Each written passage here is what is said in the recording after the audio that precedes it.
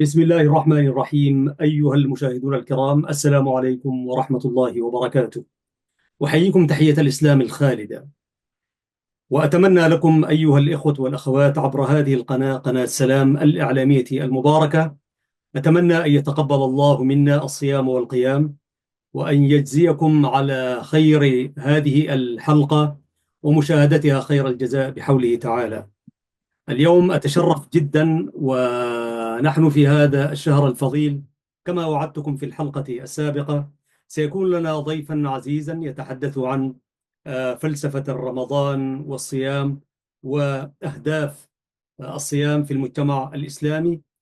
تشرف اليوم أن أدعو وإياكم الشيخ صلاح الدين حامد، إمام مسجد فيتسروي في مدينة ميلبورن ولاية فيكتوريا في أستراليا، وهو أيضا مدير إدارة البرامج بإذاعة الصوت الإسلامي بمدينة ميلبورن. شيخ صلاح، أهلا ومرحب في إذاعتك، إذاعة أو في قناة سلام الإعلامية المباركة.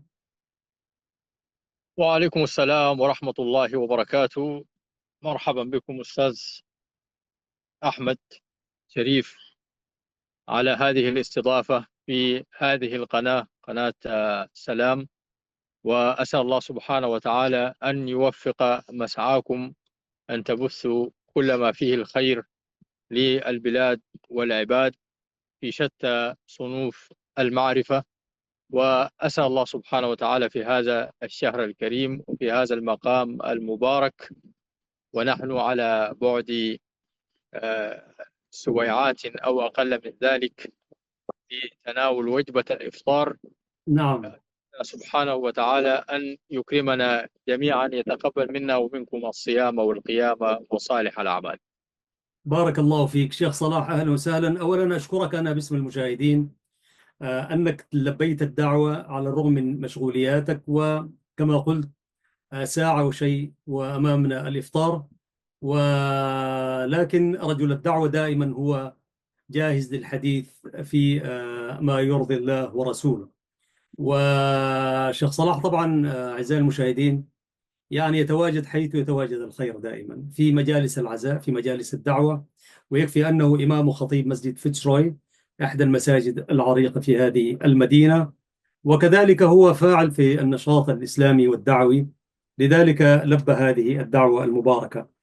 شيخ صلاح، ليعلم المشاهد الكريم أن رمضان هذا العام يأتينا في مدينة ميلبورن في ظروف مناخية شوية يعني حارة، ونسأل الله سبحانه وتعالى أن يضاعف الثواب.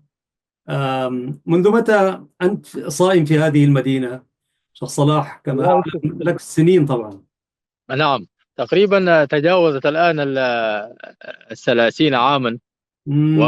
ومن المصادفات أن يعني كانت في مجيء إلى هذا البلاد كان أيضا في الصيف، كان رمضان في الصيف مم. تماما في مثل هذه الأيام، ولعله كان في شهر فبراير أو الشهر الثاني من السنة الميلادية. وهنا في هذه البلاد معروف أنها وقت الصيف، فكان اليوم طويلا على عكس ما جئنا.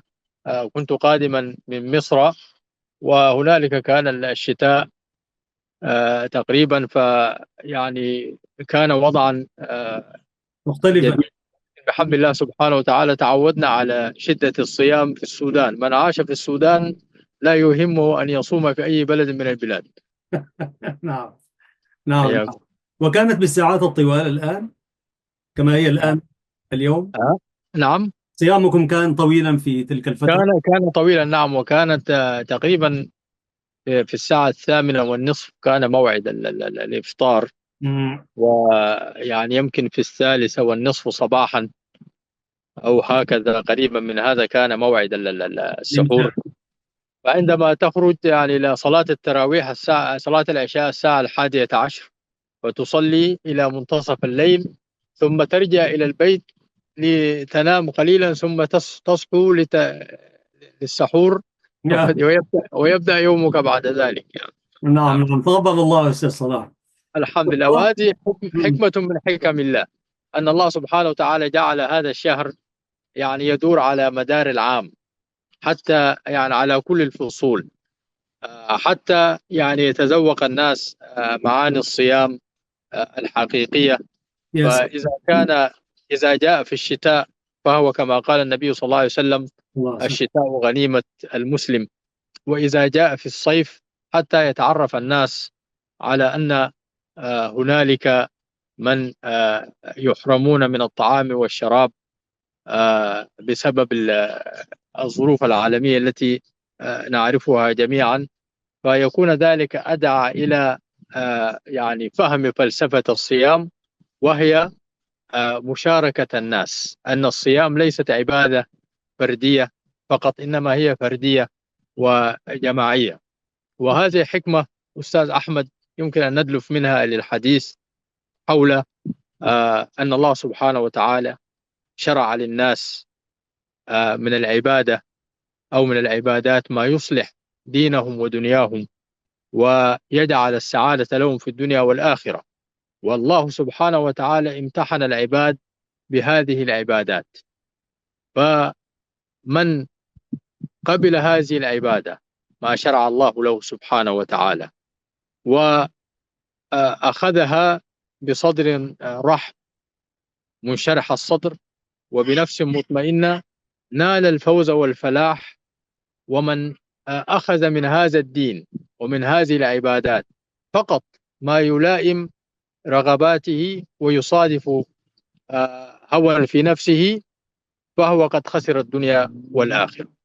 هذه العبادات أستاذ أحمد منها ما يتعلق بالبدن كالصلاة، ومنها ما يتعلق ببذل المال كالزكاة، ومنها ما يجمع بين هاتين، بين عبادة البدن والمال كالحج والجهاد، ومنها ما يستوجب كف النفس عن محبوباتها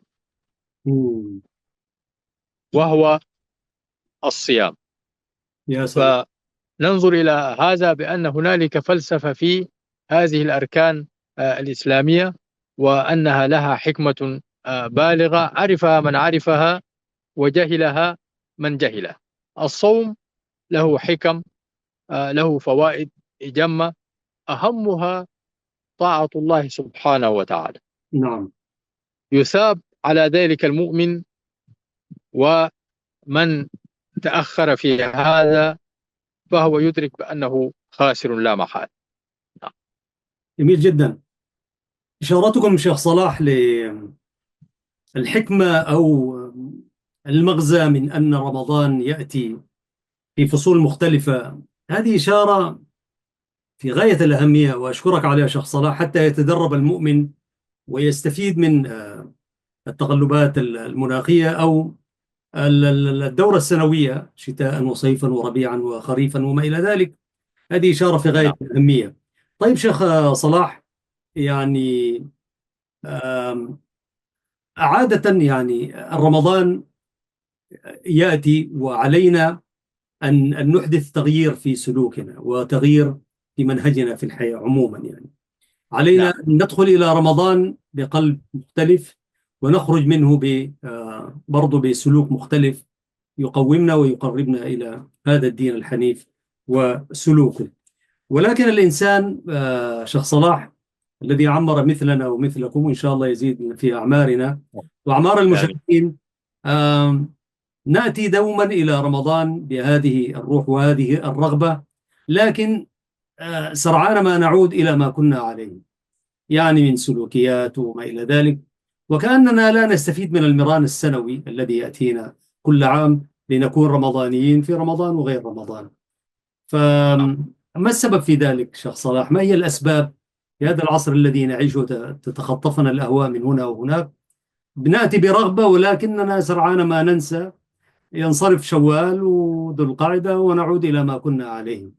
فما الأسباب في حسب تجربتكم شيخ صلاح؟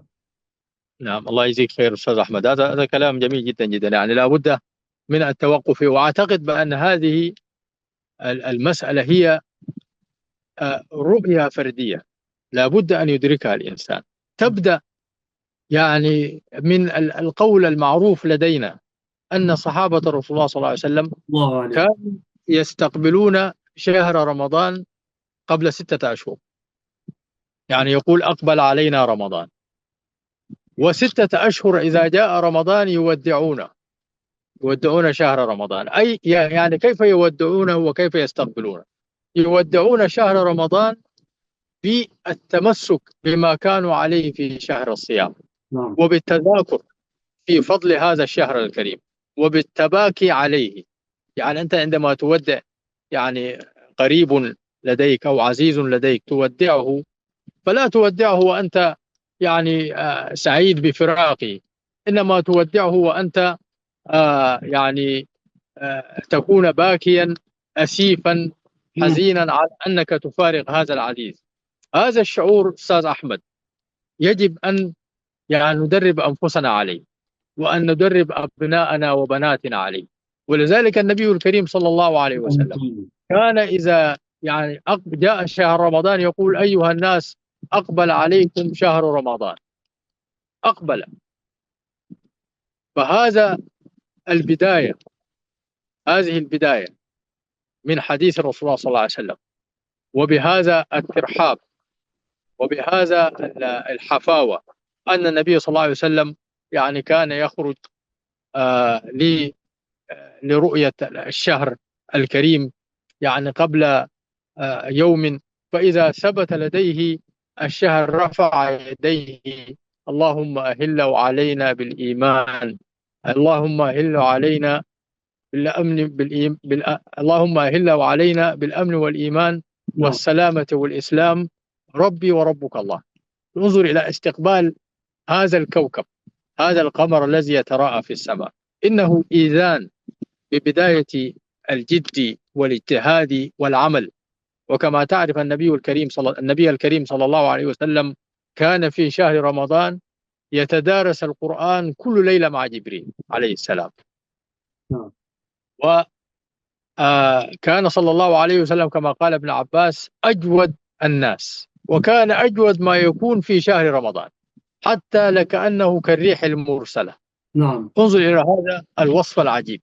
فإذا شهر رمضان، استقبال الشهر والإحساس بوداع الشهر، وأنك تفتقد عزيزا غاليا، يجعل لديك هذا الشعور الحي، يجعل لديك حب لهذا الشهر الكريم. انظر إلى قول النبي الكريم صلى الله عليه وسلم، يعني يقول: إن في الجنة بابا يقال له الريان، يدخل منه الصائمون يوم القيامة، لا يدخل منه أحد غيرهم. يقال: أين الصائمون؟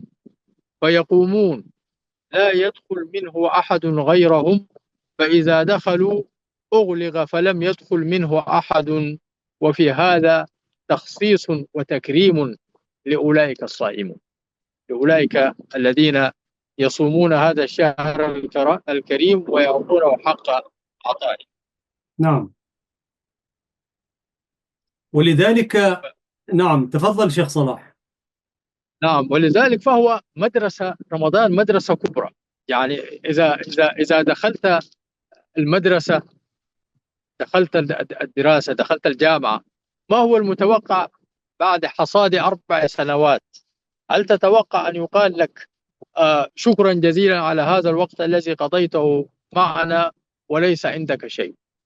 وما هو هذا الشعور الذي ينتابك؟ أن تخرج بلا شيء يثبت أنك درست هذه السنوات ال4. هذه رمضان هو مدرسة لا بد أن يتخرج منها الإنسان بهذه الشهادة. فمن اجتهد في هذا الشهر وعمل فيه تخرج بامتياز، ومن كان دون ذلك قليلا تخرج بتقدير جيد جدا أو جيد أو حتى مقبول. اللهم اجعلنا من المقبولين. اللهم آمين. فهذه هي فلسفة الصيام أستاذ أحمد، أن ندرك أننا ندخل فيه مدرسة نتعلم فيها مجاهدة النفس، نتعلم فيها مقاومة أهواء النفس، نتعلم فيها أن نتخلى عن عاداتنا الذميمة. أذكر أن في هذه تحضرني قصة أنا عشتها بنفسي، وأنا حقيقة لدي شغف بتتبع من كنت أعيش معهم يعني منذ الصغر. نعم أسأل تفضل. عن أسأل عن أخبارهم، يعني لا أرتبط معهم بعلاقات مباشرة، وربما لم ألقي أو يلقون علي السلام لكني أعرفهم، فأسأل عن أخبارهم. مم. وكان هنالك بمناسبة رمضان، يعني كان هنالك شخص، آه، أخ كريم في الحي الذي نسكن فيه في السودان في القضارف. نعم. وكان هذا الأخ ليس له علاقة بالناس لا من قريب لا من بعيد مم. إلا في شهر رمضان. كان يعني عنده صوت جميل، وكان يعني هو يعني يمثل دور المسحرات بهذا الصوت الجميل يس. الذي تسمعه من طرف الحي من أقصى إلى أقصى. صوت عميق جميل ينبه الناس على موعد السحور. نعم. فإذا انتهى ال- الشهر وعلى وشك، كان يبدأ بودع ودع يا رمضان شهر التوبة والغفران في العشر الأواخر. والمهم أن هذا الشخص كنت آه، أعرفه قليلا، ليست لي معرفة عميقة، وهو لم يكن يعني اجتماعيا، مم. وكان رجل ذو خلق وحياة. لم أره رافعا رأسه يمشي في الشارع، ولكنه للأسف الشديد كانت علاقته بالصلاة وبالمسجد في شهر رمضان. وكنت أعرف أنه أيضا يتابع الشراب. مم. وكان إذا انتهى شهر رمضان، يوم زي ما يقول عندنا، يقول لك ثاني يوم في العيد كسر على إيه، على الأماكن هذه التي أماكن الحانات. نعم. ثم إنني غادرت السودان وهو على هذا الحال، وسألت عنه بعد سنوات في زيارتي إلى السودان في العام 2000. فقيل لي أن محمد إبراهيم، وهذا اسمه محمد إبراهيم، قد توفي. قلت سبحان الله، كيف كان حاله؟ مم. وقالوا والله السنة التي توفي فيها هذا الرجل كان يصلي في المسجد، وبعد انتهاء رمضان لم يرجع إلى عادته القديمة. يا سلام ما شاء الله. يعني الله سبحانه وتعالى تداركه برحمة منه وبتوبة، فلم يرجع بعد العيد إلى الحانات، وواظب على المسجد وعلى الصلاة في المسجد. وتوفاه الله سبحانه وتعالى في شهر شوال بعد أيام قليلة أو بعد أسبوعين أو ثلاثة من شهر رمضان. توفي على أحسن حال وقد توفاه الله. وهذا شيخ يعني يذكرنا بمدرسة الصيام وبجمال هذه المدرسة، أن من يدخل فيها لا يكون محروما أبدا. نعم من رحمة الله سبحانه وتعالى. نعم. نعم شيخ صلاح بارك الله فيك، ولا زلتم مشاهدي الكرام مع قناة سلام الإعلامية المباركة، وفي حلقة من برنامج مع اللغة العربية التي نكرسها اليوم لرمضانيات، وهي الحلقة رقم 174 بحمده تعالى. شيخ صلاح، من خلال التجربة ونحن نتحدث كيف أن نتخرج من جامعة رمضان بشهادة تقوم سلوكنا و وتهيئنا لمجاهدات أكبر. وأنت كخطيب وإمام للمسجد، مسجد فوتسروي في ملبون. على العكس شيخ صلاح، نرى المساجد تكتظ في بداية العشر الأوائل من شهر رمضان بالمصلين المستغفرين، ثم يعني ينبغي أن تكون المسألة معكوسة أكثر، ولكن تبدأ عملية النقصان حتى في الذين يأتون إلى المساجد، إلى أن نصل سبحان الله في العشر الأواخر، وهي العشر التي كان ينبغي علينا أن نكون يعني منكبين في المساجد، حيث هناك الاعتكاف وما إلى ذلك. لكن مساجدنا تكتظ في بدايات رمضان، ثم تقل قليلا قليلا قليلا إلى أن يعني تصبح سبحان الله وكأننا لم نتخرج من تلك المدرسة الرمضانية بتلك الشهادة التي ينبغي أن نتخرج بها. فماذا تود أن تقول في ذلك شيخ صلاح؟ ويا ريت تفتح لنا المايك إن شاء الله. أعتقد كان جاتك مكالمة. أفتح المايك والمجال لكم. الشيخ صلاح الدين حامد، تفضل شيخنا. تفضل شيخ صلاح. جزاك الله خير أستاذ أحمد. يعني هذا يسمى بالفتور، مم. الفتور في العبادة. هل هنالك في مشكلة في لا لا لا، ليس هنالك، تفضل. كانت صورة مرة مشت وجات، تفضل، ما في نعم. مشكلة. نعم. طبعا هذا يعني يسمى بالفتور، الفتور في العبادة، وهو ينتاب الناس في رمضان وفي غير رمضان. ولذلك أنا أنصح أن يتعود الناس على عبادة الله في رمضان وفي غير رمضان. يعني مم. الإنسان يجب أن يدرب نفسه على الالتزام بالواجبات وبالطاعات وبأداء الصلوات في الجماعة في رمضان وفي غير رمضان. نعم. وبهذه المناسبة أستاذ أحمد، هنالك دائما فهم مغلوط أن صلاة الجماعة أو صلاة الجماعة هي مخصصة إلى أناس بعينه.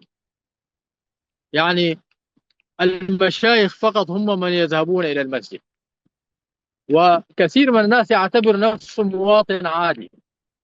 يعني لا يضع في ذهني بأن صلاة الجماعة هي أصلا واجبة عليه كرجل. نعم. النبي الكريم صلى الله عليه وسلم الله. يعني قال: أوشك أن آمر بالصلاة فتقام، أو أوشك أن آمر بلالا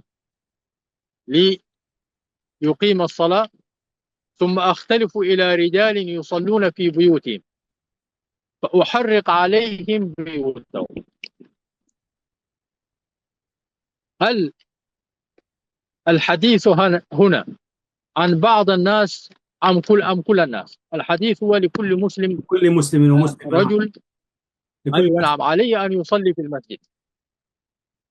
فهذه الروح أستاذ أحمد يعني نقطة دقيقة جدا جدا، أن الذي لا يعتبر نفسه أن الصلاة في المسجد، صلاة الجماعة في الأيام العادية، هي واجبة عليه وعليه أن يصلي في المسجد إلا لضرورة، من لا يعتبر نفسه من الذين يجب عليهم الذهاب للصلاة في المسجد ويصلون في البيوت، فأعتقد أن مثل هذا أميل إلى أن يضيع حق رمضان، مم. لأنه ضيع حقا أكبر من رمضان. النبي الكريم صلى الله عليه وسلم يقول: الله وسلم. العهد الذي بيننا وبينهم الصلاة، فمن تركها فقد كفر، وفي رواية فمن تركها فقد أشرك.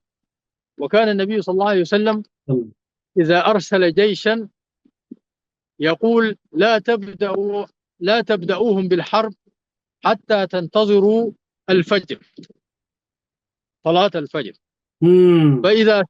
فإذا سمعتموهم أذنوا أو أقاموا الأذان فأرجعوا منهم، خلاص زي المسلمين. يا سلام. إذا لم تسمع يعني في المسجد، في الفتوحات يعني. نعم. هذه في الفتوحات، نعم، فهذا دلالة على أن الصلاة هي التي تجعل منك يعني محفوظ الحقوق، وأن هي دلالة شرعية تدل على المسلم. نعم. نعم. ولذلك فمن ضيع هذا الحق أو ضيع صلاة الجماعة أو اعتبر أن صلاة الجماعة هي يعني شيء خاص بالآخرين لا تعنيني كثيرا، أو إذا وجدت الفرصة أنا أصلي، وإذا لم أجد فيعني إنما علي أن أصلي، وأن الصلاة في المسجد ليست واجبة.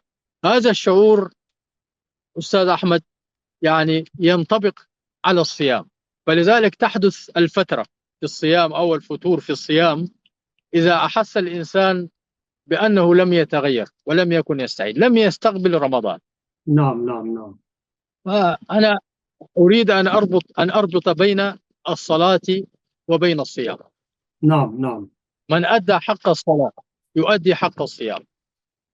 يا نعم. ومن لم يؤدي حق الصلاة لن يستطيع أداء حق الصيام.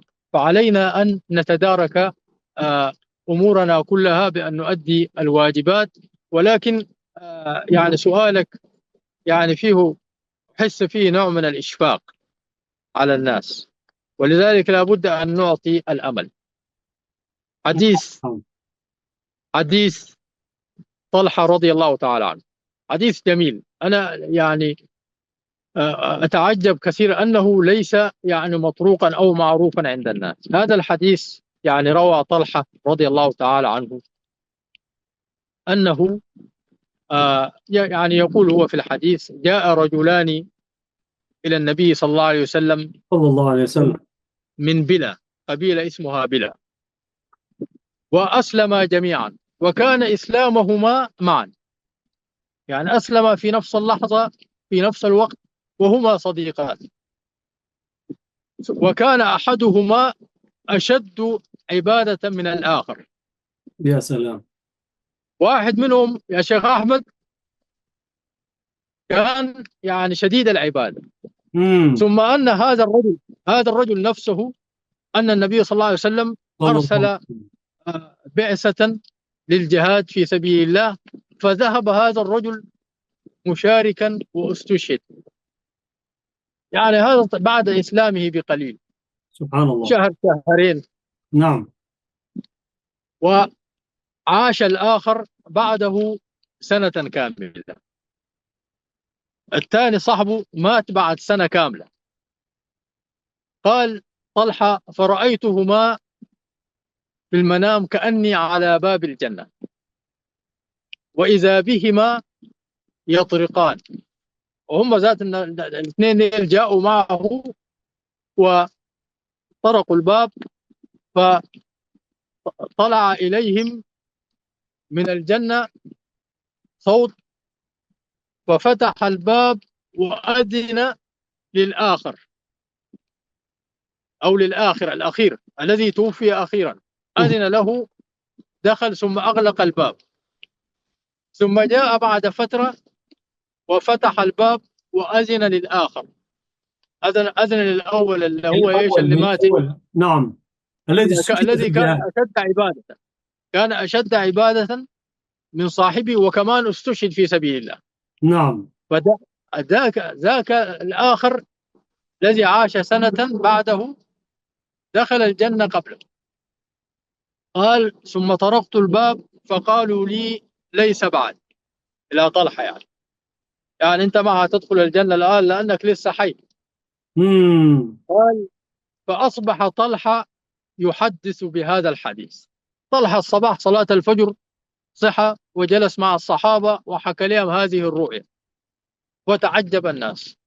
فبلغ ذلك رسول الله صلى الله عليه وسلم، فقال: من أي تعجبون؟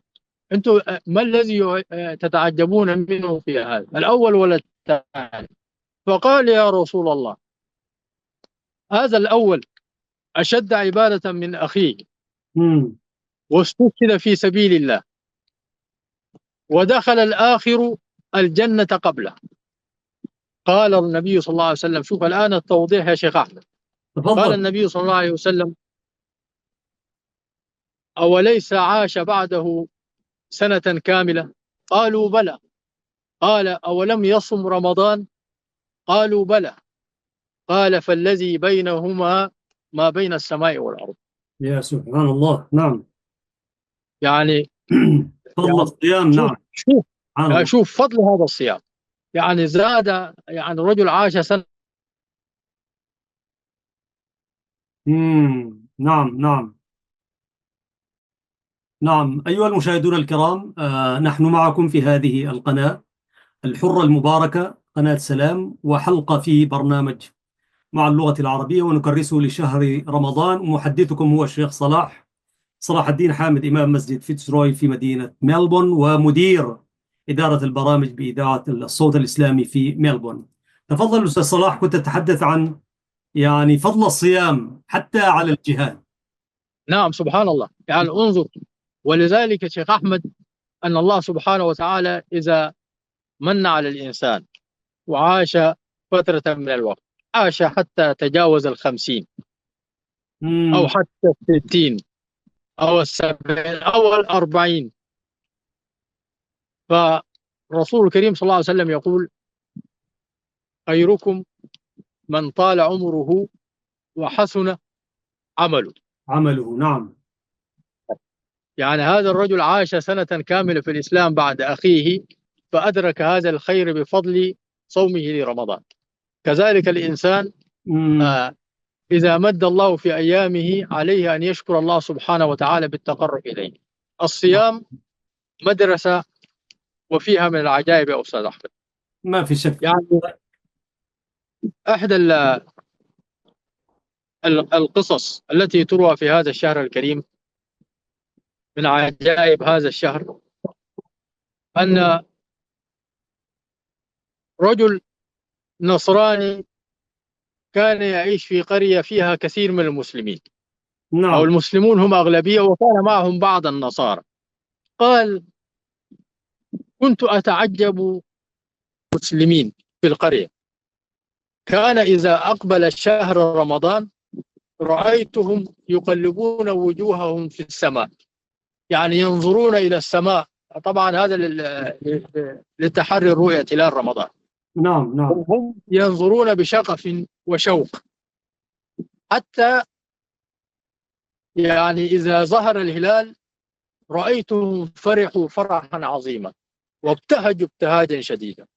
فكنت أتعجب، هؤلاء الناس يبتهجون ويفرحون لأن رمضان قادم، وأنا أعرف أن هذا الشهر أنهم يحرمون أنفسهم من الأكل والشراب والجماع. مم. الأمر بالنسبة له كان: كيف يفرح هؤلاء الناس بشيء هو يعتبره عندهم في دينهم نوع من الحمل الثقيل، نوع من الحمل الثقيل، مم. أن تمتنع عن الشراب وعن الطعام وعن الجماع وعن هذه الشهوات، ومع ذلك هو يراهم يقبلون على ذلك بشغف شديد. قال: فاستحوذ ذلك على قلبي وبدأت أصوم معه وأمنع نفسي من الطعام والشراب،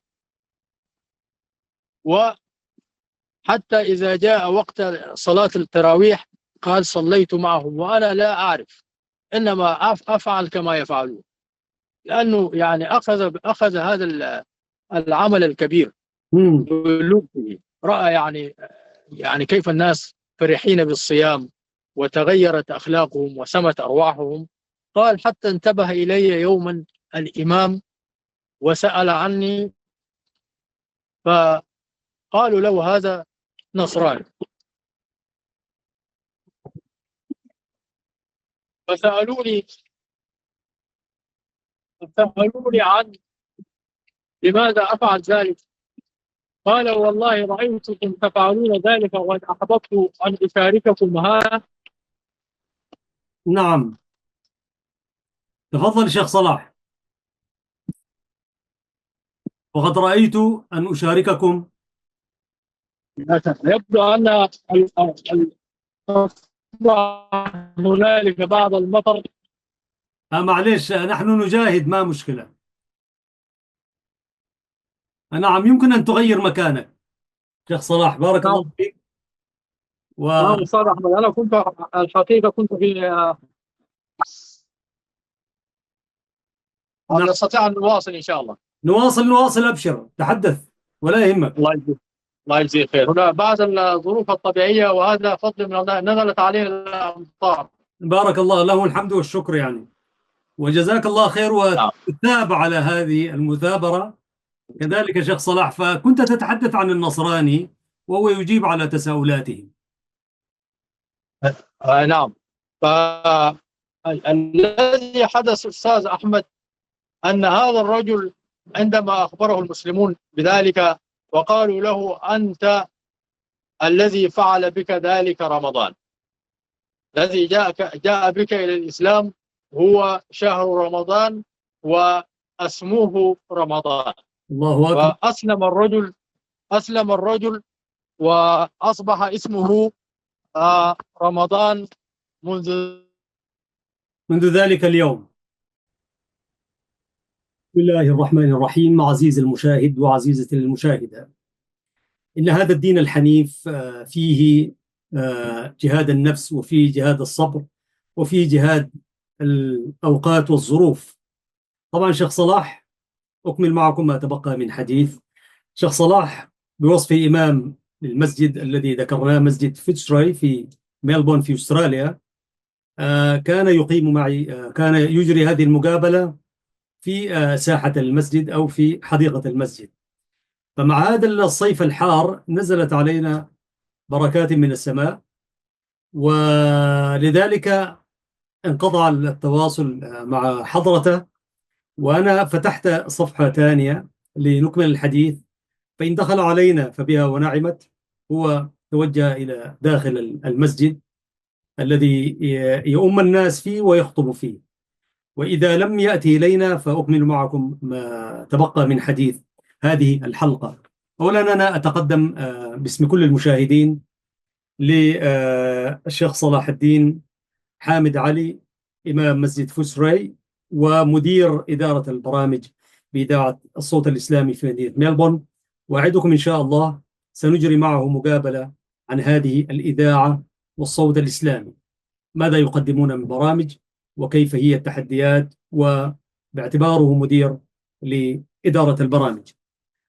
فأتقدم باسمكم وبفضل هذا الشهر المبارك بوافر الشكر له على تكبده المشاق، وهو حاول قدر الإمكان، والمؤمن لا يستسلم، ولكنها مجاهدات، ولا بد أن نواجه التحديات ونواصل الحديث يعني.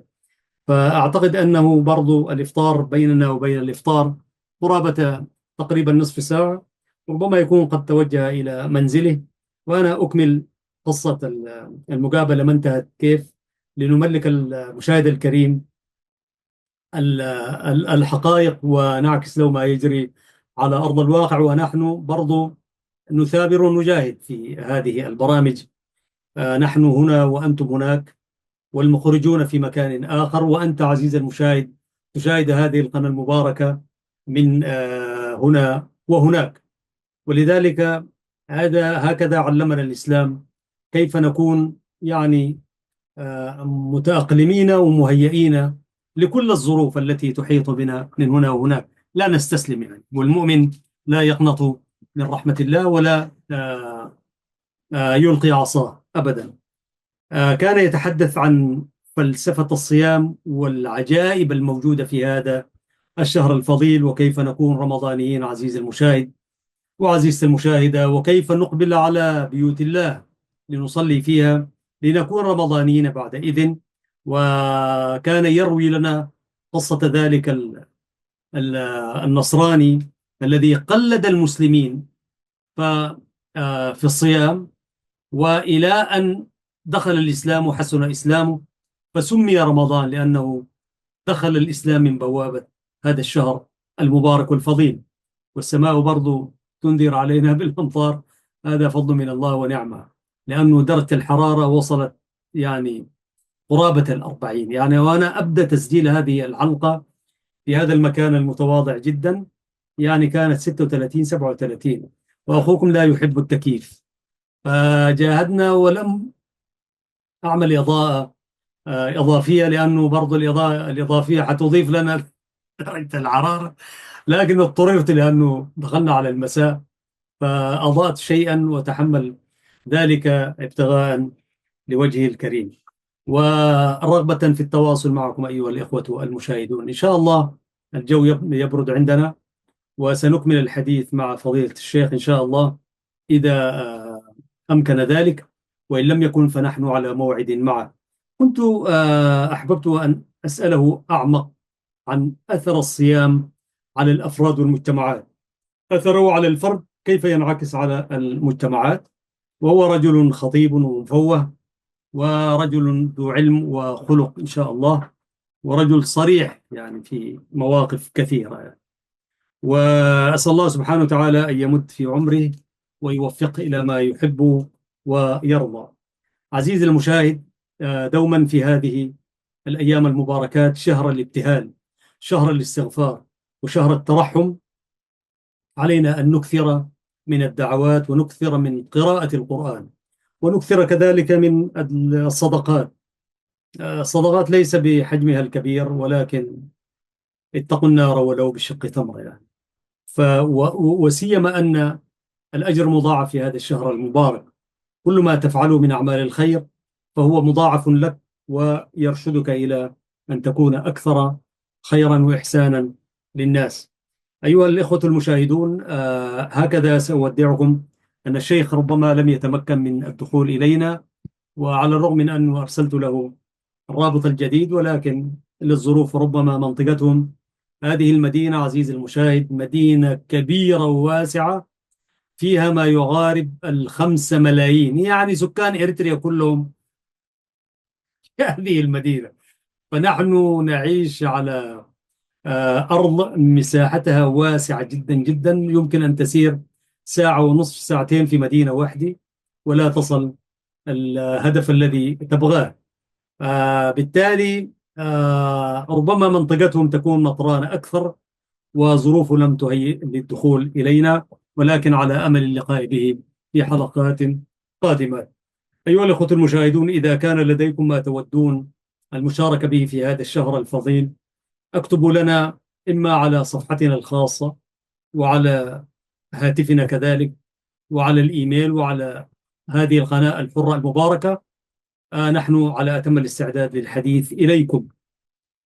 سأتوقف هنا عزيزي المشاهد، لأن السماء بكت علينا خيرا ورحمة وبركة. أسأل الله سبحانه وتعالى أن يجعلها أمطار خير وبركة، ويتقبل منا ومنكم الصيام والقيام، إنه ولي ذلك والقادر عليه.